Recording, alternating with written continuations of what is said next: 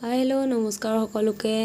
আজি আমি হঠাতে মা আৰু মই মেডিকেল যাব লগা হ'ল, কিয়নো যোৱাকালি মাৰ গাটো হঠাতে বহুত বেয়া কৰিলে। গা বেয়া কৰিলে মানে কি, প্ৰেছাৰটো হাই হৈ থাকিলে, বহুত বেছিয়ে হ'ল। তাৰপিছত আমাৰ ওচৰতে থকা লাইফ ছেভ হস্পিটেলখনত লৈ গ'লোঁ। তাৰপিছত তাৰ পৰা লৈ আহি আকৌ পিছদিনা মই উত্তৰ গুৱাহাটীত থকা GNRC হস্পিটেললৈ লৈ গ'লোঁ।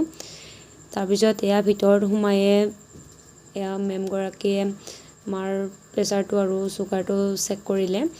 আগদিনাও কৰিছিলোঁৱে বাৰু, চুগাৰটো নৰ্মেল আছিলে আৰু প্ৰেছাৰটো যিহেতুকে আগদিনাখন টেবলেট খাইছিলে, হস্পিটেললৈ লৈ গৈছিলোঁ, সেইদিনাও নৰ্মেলেই পালে।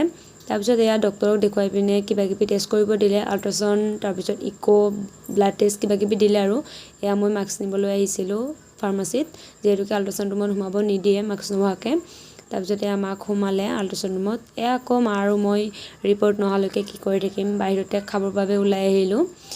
তাৰপিছত এয়া আকৌ চাওকচোন, মানুহবোৰে কি ফটো উঠিব আহিছে নেকি, ইমান সাজি কাচি আহিছে। মই ফটো উঠিব অহা বুলিয়ে ভাবিলোঁ বাৰু।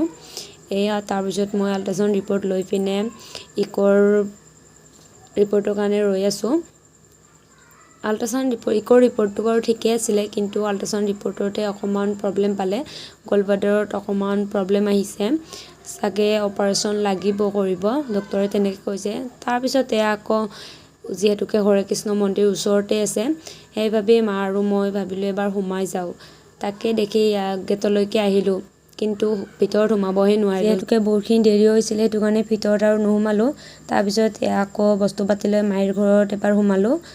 বাকী আজিলৈ এয়াই, এৰিছোঁ, নেক্সট মিনি ব্লগত লগ পাম।